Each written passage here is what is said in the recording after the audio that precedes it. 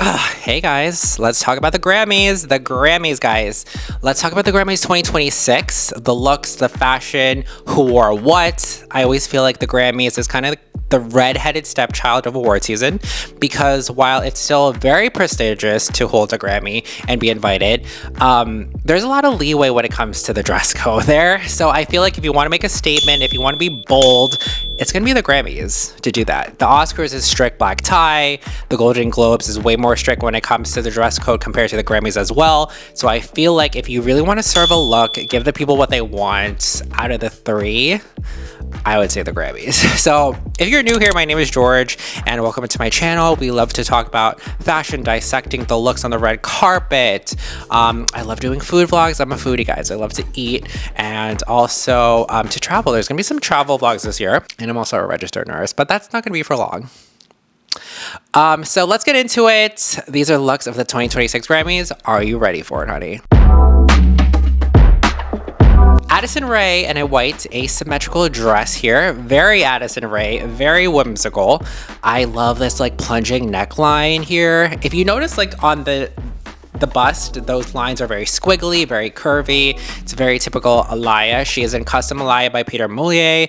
I think she looks very nice, but it's not my favorite look of the night. I think the fabric doesn't photograph that great here. It's coming off as wrinkly, but the structure I think is really fabulous. I love the long in the front and then the short in the back. When she turns around, you get that element of surprise with the shorter back. It's a nice, unexpected twist to the look. It kind of feels like, if you look at it, it kind of feels like an elevated Marilyn Monroe dress when she had the subway moment and her dress comes up in the 7-Year Itch, I think the movie's called, which I think is so Addison Rae, because I feel like Addison Rae feels like a modern day Marilyn Monroe pinup kind of pop girl. From one it girl to another, I love this. The girls supporting the girls. Rosé, my Blackpink bias in the house, looking so adorable. She had 2 looks this Grammy night, so let's start here. She changed from the step and repeat to this black moment, which she wore straight to the after party. Nothing too crazy. I think she looks great here in this like black lace gown, the high slits, the strapless.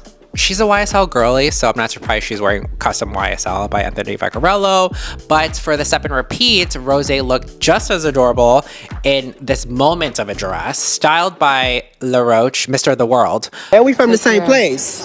The Bronx? The world. All right now. Listen. I love you.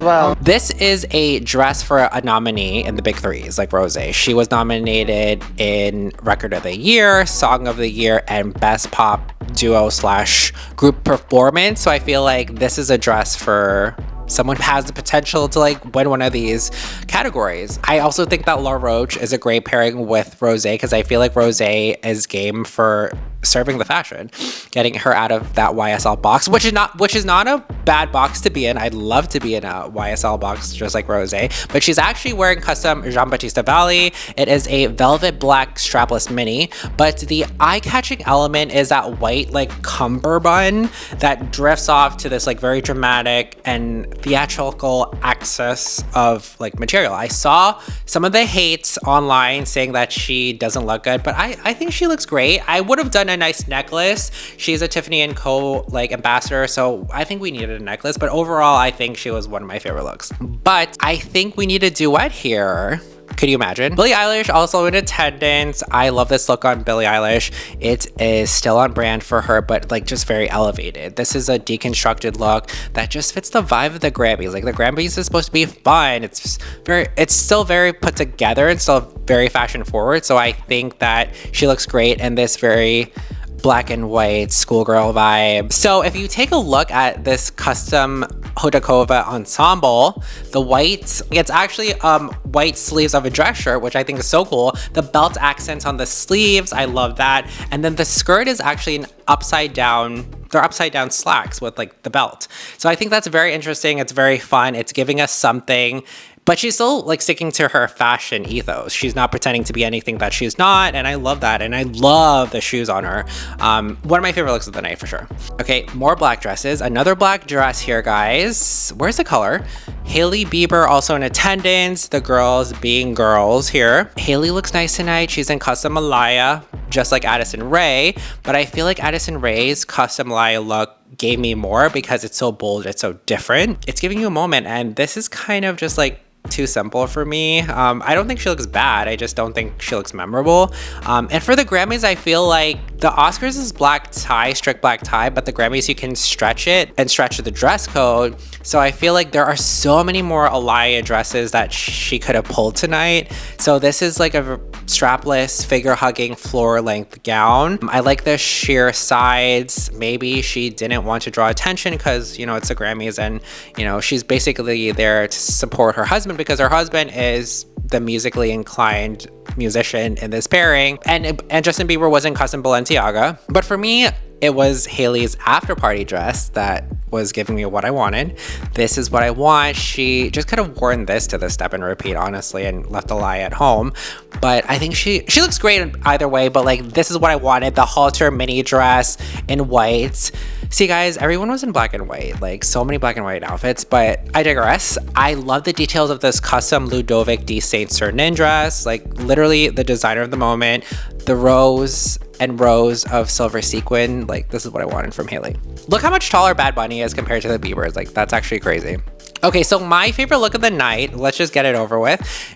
My best dress of the night, hands down, was Bad Bunny, who was in custom Schiaparelli, which is so insane to say because Schiaparelli is a women's warehouse and they don't do menswear if you didn't know that and you lived under a rock. So this is kind of like their first foray into menswear, and I think they did a great job. Daniel Roseberry did a great job with this look for him. It's a great tuxedo.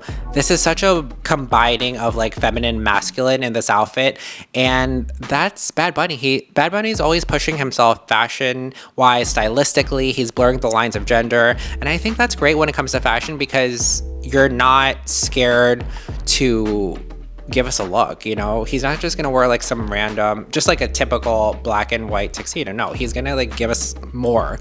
And the confidence that he has to wear this, like, he looks great. It's coming off so like effortlessly. This is a corseted tuxedo with the exaggerated shoulders. When you turn around, it's a very Schiaparelli detail there, which you see the spinal crisscross lacing. I love that so much. Bad Bunny's look was based on this 2023 couture collection.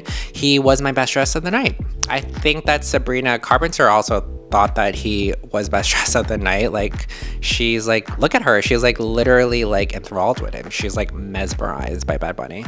So this was Sabrina's look inside the Grammys, straight to the after party. She had two looks like a lot of the girls did. What she wore to the step and repeat was completely different, but let's start with this look. I think she looks great here. It's such a fun dress. She is in Valentino Spring 2026 Couture. This is very Alessandra McHaley. It's very maximalist. The shimmer and the shine of it all.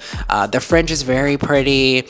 The beading is done, you know, by hand, obviously. I'm sure it took like many days to complete. I feel like this is a reference to Middle Eastern culture in this ensemble, which, you know, after seeing a lot of Alessandra McHaley's collections year after year, it feels like he is inspired by Indian, Asian, Middle Eastern aesthetics in his collections, and he's not afraid to combine that to like his aesthetic as well. This is giving us like a Byzantine Empire high fashion garb aesthetic. She looks good, but her first look on the step and repeat was, I think, just as great. She was also in Valentino, but the step and repeat look was custom.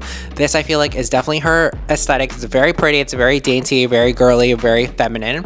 I like this tier detailing on the dress. I love the shoulder detailing. I think it's so beautiful. It's giving us Palm Springs boudoir vibes, in my opinion. It's very intricate, and I think Sabrina looks good tonight. I wonder what she was talking to him about. Like, look at her. Like, I feel like she's like shooting her shot, maybe. The girls were loving Bad Bunny. I mean, like, Rosé was getting in there. Billie Eilish looks smitten with him in this picture. Hailey Bieber can't even look at him. So anyway, I wonder if it's weird because like Hailey's best friend Kendall used to date him, and like now they're exes. But whatever. And look at Miley. She looks like she wants to talk to him more. But speaking of Miley, I saw some people hating on her look and I'm like, why? Like, why are we hating on her look? It's a Grammy. She's serving us punk glam. I think she looks great. More black and white, guys. Sabrina was the only one, I think, so far with color. She was in silver.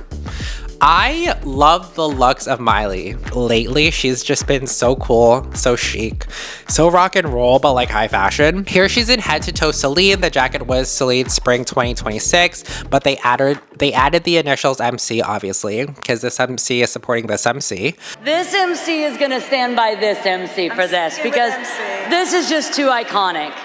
I'm glad she went with these tailored black trousers instead of like the gray jeans.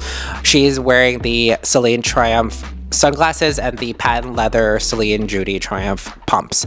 Miley has never been a quiet luxury girl, so she's always been a maximalist at heart, I think. And I think she looks great here. I like her look, so. From one black look to another, Tate Mcrae was also at the Grammys. I'm sorry, but like this just wasn't for me. I don't think it is ugly. Like, I don't think she looks terrible. I just don't think the dress works for her. I feel like it's a classic situation of it's just too much, you know? The black opera gloves with the crescent bust, with all the ribbons flowing. It's just, it's a lot of look.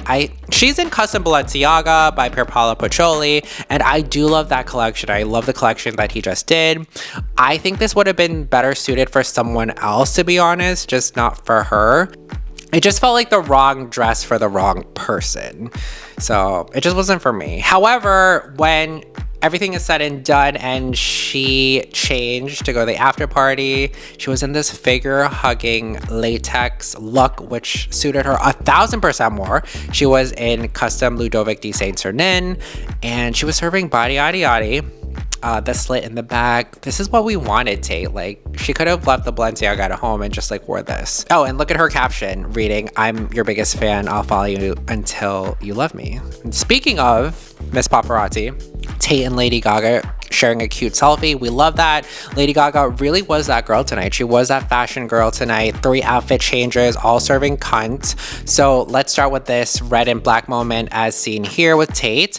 This was her performance look straight to receiving a Grammy. So this is straight from the archives. Alexander McQueen, fall 2009, extremely structural, paired with this accentuated shoulder top filled with feathers. She's giving us birds of prey. She is a fashion apex predator, honey. So this was from Lee Alexander McQueen's The Horn of the Plenty collection. Extremely, extremely theatrical. It's very theatrical, very Gaga. But for me, what really put this to a fashion moment was the Philip Tracy headpiece that makes the outfit. But Lady Gaga's first outfit on the red carpet was like giving us Black Swan.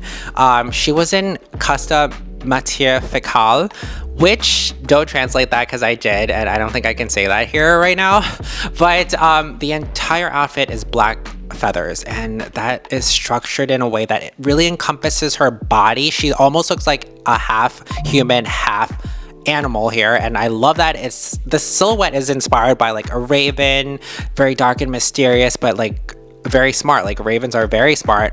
The whole look is very theatrical, which ties in with her mayhem aesthetic. This is what we want from the Grammys, like taking risks, you know, we love that, and Gaga's gonna give that to us. Finally, in the winner's room, she changed to another outfit, and this is from Givenchy Spring 1999, also by Lee Alexander McQueen. I kind of wish she kept the headpiece, but that's okay. As you can see by the headpiece from the model, she looks like a high priestess of fashion, like very rigid corset that she's wearing. It's reminding me of like a vertical version of like a priest's collar here. More black and white, guys, as you notice. So if you notice, like a lot of like Lee Alexander McQueen's pieces are very dark. They're very like almost evoking like death basically, and a sadness, dark colors, a sense of melancholy in these looks. And I think that because like life imitates art. If you don't know anything about Lee Alexander McQueen, he unalived himself in 2010, and I believe in a very sad way, rest in peace, that he was said to be in severe depression, and drugs did not really help that situation. That kind of led him to do what he did. I feel like these pieces are so theatrical and so haunting in their own way. And I feel like Lady Gaga is a perfect vessel to wear these outfits because she is a fashion icon and a fashion chameleon, and she is the right person to kind of deliver that message that Lee Alexander McQueen wanted. So finally, the girls from Cat's Eye were also at the Grammys. I think they all looked cohesively great. And to have your group wear custom Ludovic de Saint-Cernin outfits is like such a Cinderella moment. The looks were all made at the Atelier in Paris. And the lace, like the crystal mesh and the leather all cohesively look great in all 5 outfits. Guys, my camera died, which I thought was gonna happen because when we started, we were at 19%. So that died. So we're just gonna do a quick, like, goodbye here. But what I wanted to say about Cat's Eye was they all look great. They all cohesively looked great. To have Ludovic de Saint-Cernin do your outfits for the Grammys and you're kind of, you know, one of the newer artists, that's a big deal. And I think they all look great. The crystal mesh, you know, the leather, the lacing, I think they all looked great, and as a group they looked fire. But that's all I have for you guys. Let me know in the comments who you thought I missed, who should fire their stylist, who was best dressed, if I got it right, if I got it wrong. We still have the Oscars, we still have the BAFTAs coming up, so we will look to see what the fashion gods bestow on the red carpet then. But don't forget to like, comment, and subscribe, and I will see you on the next one. Bye.